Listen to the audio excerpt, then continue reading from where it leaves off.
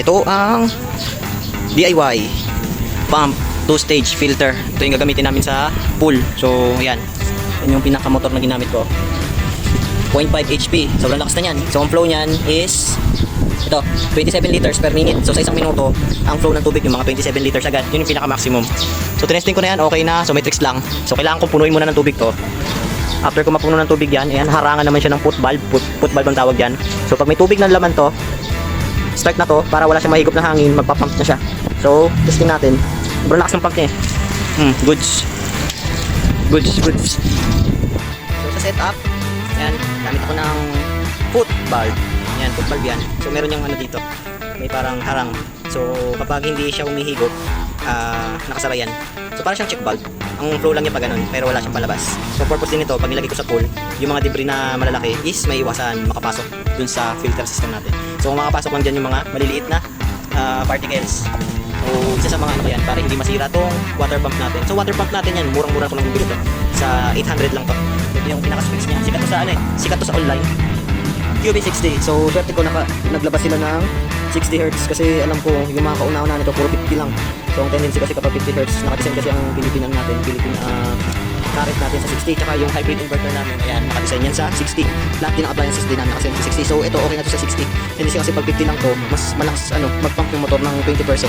May tendency na mas dadagdag ng 20% na init sa motor natin. Ayan yung specs niya. 27 liters per minute. So I think mga for about sa oras, mga 1 hour, kaya niya I think mga 1,500 liters sa isang oras. So kayang-kaya na niyang ipump yung 2,000 liters na Intex swimming pool. So ang cycle no siguro mga 80 minutes bago niya ma-full cycle yung buong swimming pool. Pero okay yan, goods yan. Tapos ayan, nilagyan ko lang dito ng mga patente. Yan, para in case i-assemble na lang natin. Then ito yung 2-stage filter natin, gumamit ako ng sediment. So sediment filter ang ginamit ko dito. Ito kasi malakas yung pump natin, para hindi naman siya parang mahirapan sa pagpa-pump. Ginamitan ko siya ng 20 microns dito sa first stage. Second stage, ang ginamit ko dito 10 micron. So para medyo maluwag pa rin yung flow ng tubig. Then yan, labas na yun dito. So yan, kinonvert ko yan eh. From 3 ports, ginawa kong 1 inch. So yung pinaka-pump natin originally, naka 1 inch yan. Kaya kung makikita nyo yung pipe na yan, malaki. 1 inch yan. Medyo may kamahalan nga lang yung yan, kung susumahin natin lahat nung sa accessories ng piping, medyo may kamahal, naabot din ako ng 1.5. And then ito, presyo nito nasa I think 350 isa. Itong filter housing na to, 20 inches yan, laki niyan. Yan din 20 inches, pinagduksong ko lang sila. So ditong in, out, so out, in, out. So ito, gumamit lang ako dito ng nipple.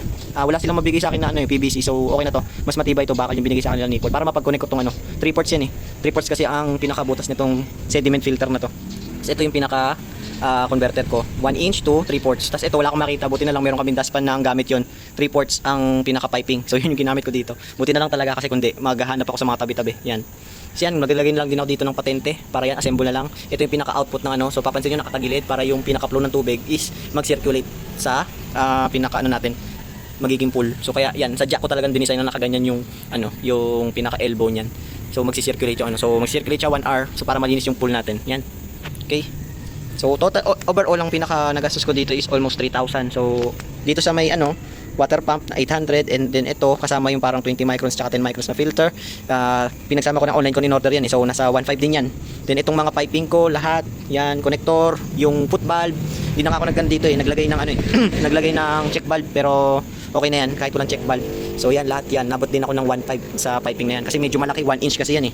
Pero kung gusto nyo mag 3 ports, may lang tendency na mahirapan tong pump nyo kasi nakadesign siya sa 1 inch. So mababawasan yung pinaka flow ng tubig kapag niliitan nyo to. Kaya ang pinaka recommended ko talaga dyan, 1 inch na.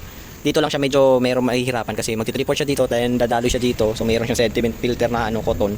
So dito lang siya medyo hirap. Pero kapag na-pressurize na to, mabilis na yung pump niyan palabas. So ginawa ko naman to, pinatakbo ko ng mga 10 minuto, 5 minuto, okay naman siya, goods naman siya. Ang lakas din ng pan nito hindi naman siya nagiinit. So yan, goods yan. Kasi kaysa bumili ako ng Intex na si 1,000 ba yun, or I think yung pump nito nasa 5,000. Hindi naman ganun kaganda yung filter niya, ang liit-liit lang ng filter, tapos ang mahal pa ng filter. Ito, magkano lang filter nito? Itong micro na to, nasa 35 lang yata, 35, napakamura.